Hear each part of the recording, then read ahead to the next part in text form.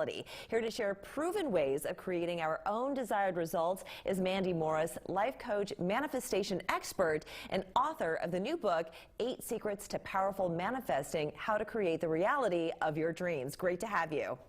Thank you so much for having me. Can't come in a more perfect time because January is behind us. This is when we all give up our New Year's resolutions, but the idea is to keep pushing through. Yes, so we hope at least, right? The Yes. motivation runs out, so what do we do? That's right, exactly. So what's the purpose of manifesting goals? So manifestation's kind of been coined as a woo-woo term, but it's really rooted in science and psychology, at least the way that I attack it. And so I look at manifestation as an everlasting approach to reaching our goals. So instead of saying, I'm going to grind it out, I'll just, motivate my way through it, which we always end up in burnout, we're changing at an identity level. And that's really what manifestation is you're changing all parts of your reality so that what you want comes easily. Now, when you talk about New Year's resolutions, for instance, it's something that always the start of the year, a great time to refresh, a new purpose, a new goal, but the idea is that you do tend to burn out. So how do you keep that vision, because it is a vision, right? So how do you keep that vision going when you start to feel tired or you're not seeing the results that you want to see? How do you push through? Yeah, I like to attack it with 2 simple steps.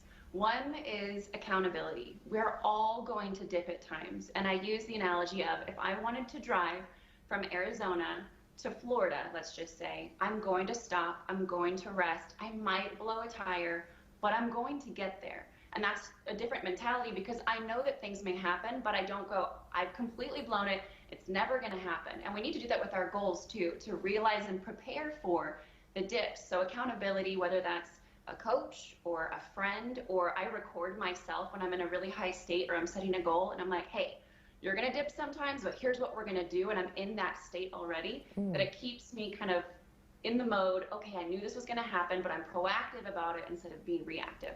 And then the second piece is intentional energy. A lot of times we set goals because we think we're not enough, because we want to change something, because we're unhappy.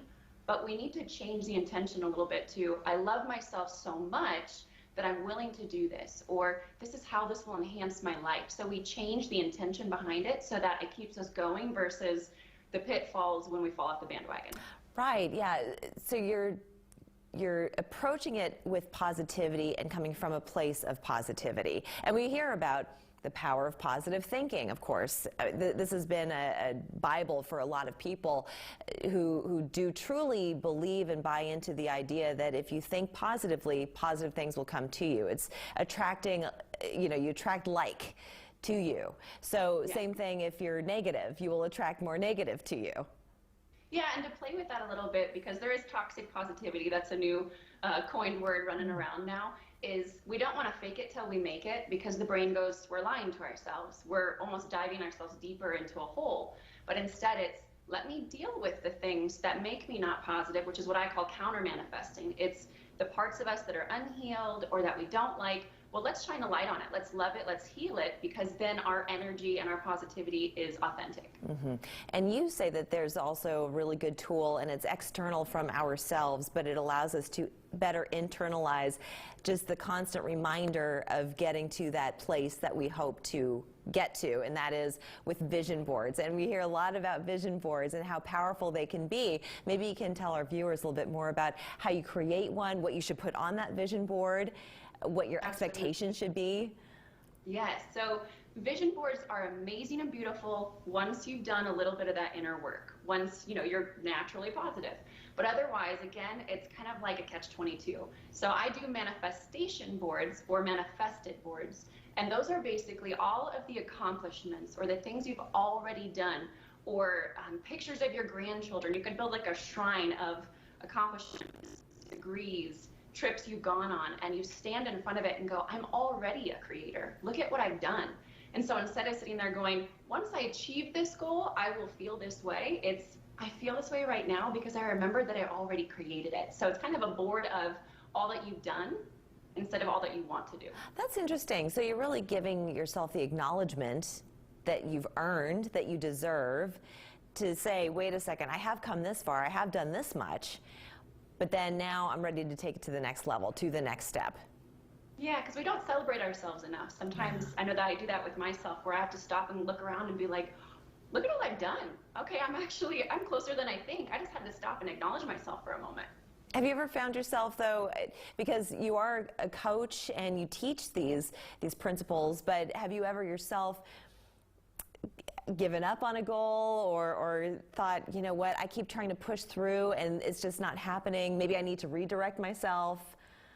I know that if I'm not getting to a goal, I adhere to two thoughts. One is the highest good of all, and that's where I take all of existence into account. So if something's not happening, but I know that I wanted it, or I personally thought that it was supposed to happen in this amount of time, I'll stop and I'll revert to, okay, maybe there's a block, or what rules do I still have to break? So any obstacle that shows up, I'm like, roll up my sleeves, I'm excited, because I know that I can accomplish anything that I truly want.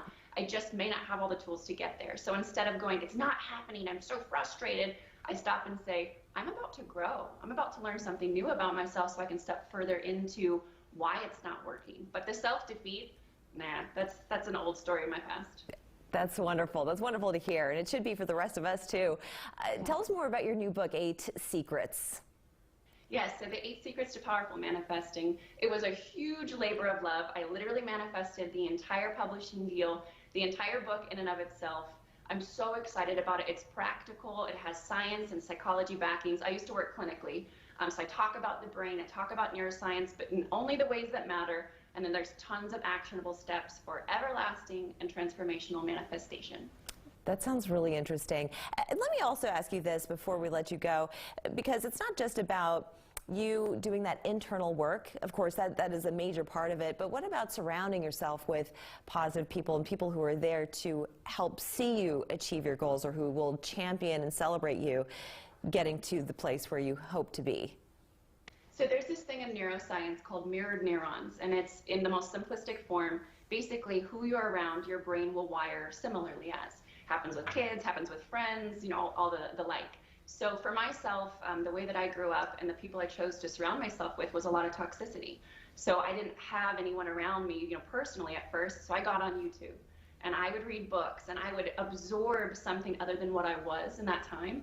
And eventually, I started attracting all of those people. So incredibly important, find a community online, or if you've got some amazing friends, but you truly are most like the 5 people you hang out with. That saying is completely honest. Absolutely. Mandy Morris, this has been so fun, so fascinating, and congratulations on your new book, 8 Secrets. I can't wait to read that one.